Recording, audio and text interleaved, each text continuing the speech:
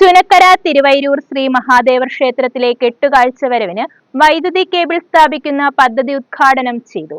മന്ത്രി കെ കൃഷ്ണൻകുട്ടി ഓൺലൈനായി ഉദ്ഘാടനം നിർവഹിച്ചു. MS അരുൺകുമാർ MLA ശിലാഫലകം അനാച്ഛാദനം ചെയ്തു.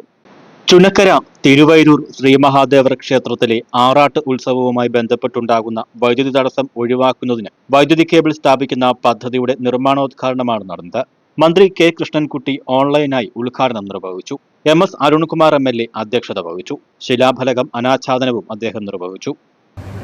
ഒരു വലിയ പ്രശ്നം പരിഹരിക്കുക എന്നുള്ളത് പെട്ടെന്ന് നടക്കണം എന്നുള്ളതാണ് നമ്മൾ ആഗ്രഹിച്ചത്.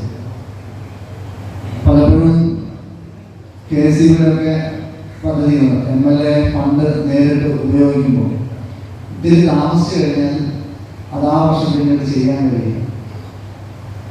നല്ല തുകയും വേണം. അതിൻ്റെ ഭാഗമായിട്ടാണ് ആദ്യ വർഷം തന്നെ ബജറ്റ് അവതരിപ്പിക്കുമ്പോൾ MLAമാർക്ക് പ്രത്യേകമായ നിർദ്ദേശം ബജറ്റിൽ കൊടുക്കാൻ കഴിയും. ഹരിപ്പാട് വൈദ്യുതി circle deputy chief engineer A. Naushad പദ്ധതി വിശദീകരണം നടത്തി.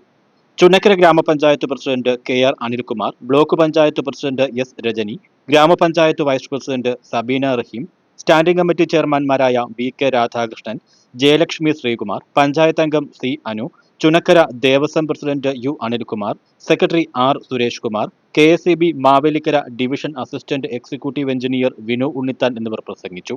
News bureau, Charummood.